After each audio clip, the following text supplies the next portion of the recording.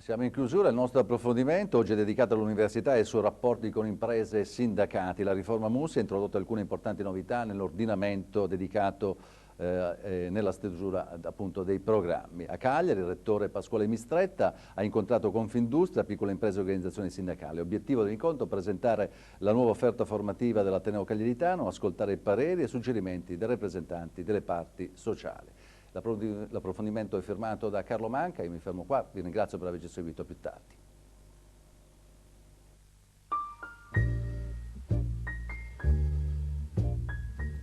A dettare le coordinate la riforma voluta dal ministro Mussi, riforma che si muove su più direttrici, tutte orientate verso un obiettivo unico e apparentemente scontato: creare le condizioni perché i ragazzi possano studiare meglio. Nuovi corsi che nascono, altri che vengono rimodulati sulla base del provvedimento di Palazzo Chigi, con uno sguardo sempre più attento alle dinamiche che condizionano e caratterizzano i cambiamenti sociali, i processi produttivi o le esigenze formative. L'università, insomma, si apre al mondo dell'impresa, cerca punti di contatto con i sindacati, confronta i suoi progetti con le speranze e gli auspici delle parti sociali. A Cagliari, nella sede dell'Ateneo, un primo incontro.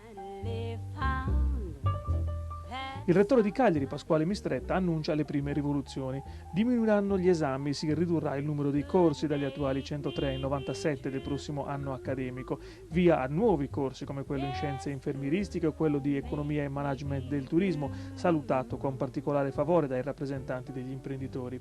Cagliari è pronta, sottolinea Mistretta, e anzi stavolta anticipa nell'applicazione della riforma la maggior parte degli atenei italiani. Noi abbiamo modificato l'offerta formativa applicando i decreti cosiddetti Mussi fin dal prossimo anno accademico. In molte parti d'Italia invece si rinvierà di un anno. Abbiamo voluto fare questo per accelerare un processo di interventi articolati sulle criticità del processo formativo universitario. E per questo motivo abbiamo ritenuto importante parlarne e ascoltare soprattutto il parere delle parti sociali in merito alla formazione, in merito soprattutto all'occupazione dopo la laurea.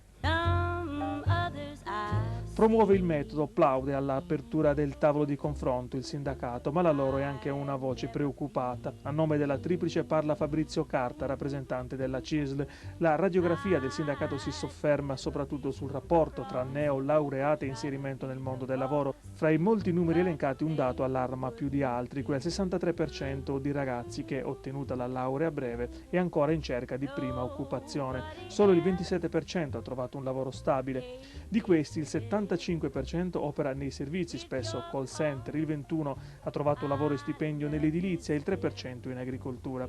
Altro dato allarmante è quello della disoccupazione femminile. Le studentesse sono mediamente più brave dei maschietti, ma il mercato del lavoro snobba questa indicazione. Le proposte del sindacato.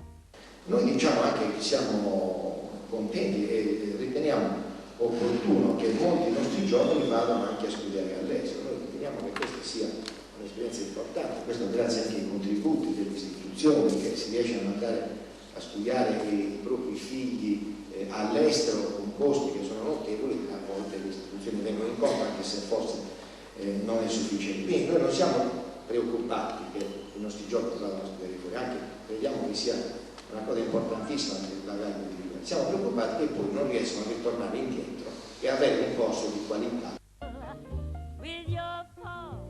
La Confindustria, in attesa di provvedimenti più concreti, promuove il metodo. Fino ai primi anni 90, ricorda Alberto Scanu, presidente per la Sardegna meridionale, imprenditori e università avevano rapporti molto più stretti. Poi il dialogo si è rapidamente intiepidito. Per Scanu la vera scommessa oggi è quella dell'internazionalizzazione, aprire le porte a studenti e docenti stranieri, aggredire gli ostacoli burocratici che ne frenano l'arrivo. E ci sono alcuni spunti nel nuovo programma dell'università, alcuni aspetti molto importanti, uno di questi, uno per tutti, l'internazionalizzazione del nostro sistema, quindi internazionalizzazione dei nostri studenti, dei nostri laureati, dei docenti, e quindi apprezziamo molto questa idea dei visiting professor, internazionalizzazione della ricerca, attrazione degli investimenti. Questi sono gli aspetti molto importanti sui quali ci aspettiamo delle risposte da parte dell'università. Il primo faccia a faccia va in archivio con l'impegno già annunciato di dar vita ad una verifica fra qualche mese, quando si vedranno i frutti del lavoro svolto e quando soprattutto la finanziaria regionale sarà legge e si conosceranno più dettagliatamente progetti e fondi previsti dalla Regione.